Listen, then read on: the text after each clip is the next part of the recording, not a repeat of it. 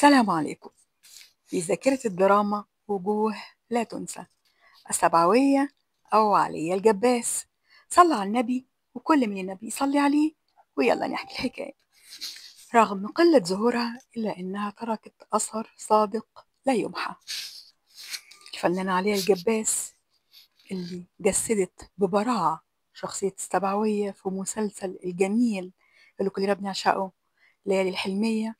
برغم إن هو أكتر مسلسل هي مثلته وترك بصمة ضمن أدوارها اللي مش كتير، إلا إنها من يومها وكل الشارع المصري بيحبها وبيعشقها. عليا مواليد 1943، محافظة بورسعيد الشهيرة. عليا كانت أول كشافة في المدينة، وبعد ما اتخرجت اشتغلت مفتشة في الجمرك، لكن ده ما منعهاش أبدا من حبها للفن وإنها تمارسه.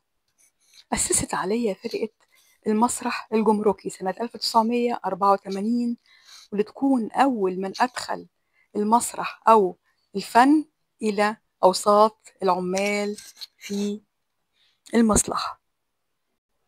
بعد كده التحقت بنادي المسرح، وساهمت مع الفنان الكبير فؤاد صالح في تكوين الفرقة الإقليمية إلى جانب المخرج نصر الدين الدين. لما عليا انتقلت إلى القاهرة كان ده تحول كبير أوي في مسيرتها الفنية. اشتركت في مسرحية الدرافيل اللي أدت فيها ببراعة، وكان أدائها ملفت للنظر.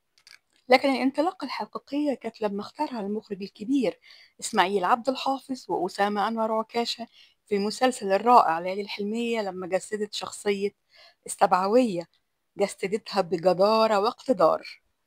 وبعد شهرتها في الدراما دخلت عالم السينما، ومثلت العديد من الأدوار اللي تركت فيها بصمة جميلة مميزة، وده حتى رحيلها سنة 2002.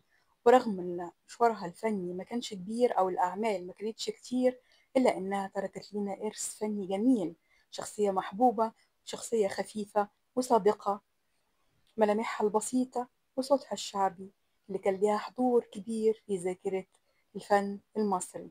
دي كانت همستنا النهاردة عن الراحلة عليا الجباس أو السبعوية، وأنا أختكم همسة، ودي قناتي. من فضلكم ادعموني باللايك والاشتراك في القناة عشان تكبر بيكم وليكم. شكرا جزيلا.